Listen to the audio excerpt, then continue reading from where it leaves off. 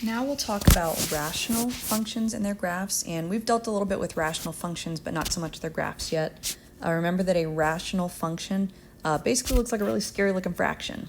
It's the quotient of two polynomials, so a polynomial function on top divided by a polynomial function on the bottom.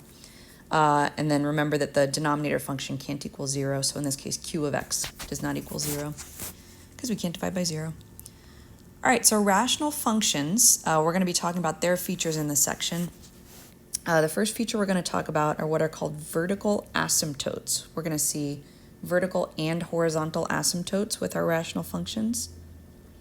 So to find the vertical asymptote or asymptotes of a radical function, so to find vertical asymptotes, your process is to set the denominator equal to 0 and solve for x.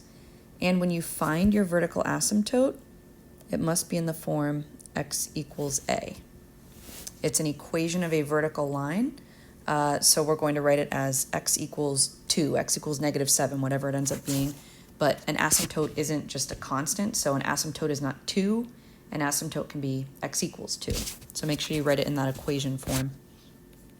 And vertical asymptotes must be real numbers in the equation, so only real numbers that we could graph. All right, so in number 1, find the vertical asymptotes for each rational function, and we'll follow this process here. So on the left, we have f of x equals x over x minus 4. Remember that I want to take the denominator and set it equal to 0. So x minus 4, my denominator, equals 0. Solve for x, and I get x equals 4. So that's my vertical asymptote, x equals 4. And you can see that graphically we represent this vertical asymptote with a dashed vertical line. So there's our vertical asymptote right there. And what this dashed vertical line represents graphically, we use a dashed vertical line to represent those vertical asymptotes. This represents the fact that the graph never touches or crosses a vertical asymptote.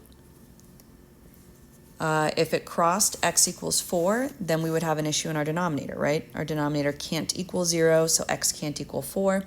So our function kind of stalls out at that vertical line x equals 4.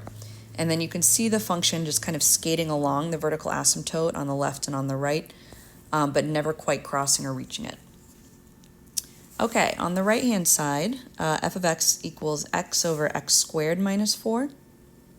So again, I'm just focusing on the denominator. I don't care what's happening in the numerator as far as my vertical asymptote is concerned.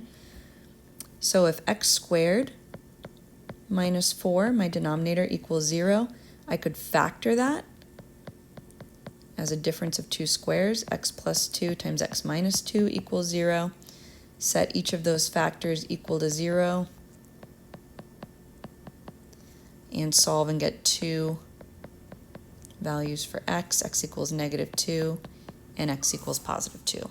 So those are my vertical asymptotes, x equals -2, and x equals +2. Okay. And when you're in the online homework system, just make sure that you answer however they ask. So they might say, x equals, and then give you one box, and in that case, maybe you type -2 and 2. So just, do whatever you're prompted.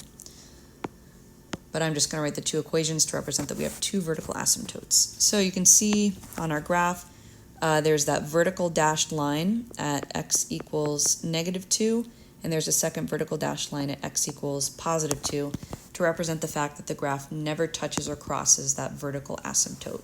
So we represent these with dashed vertical lines.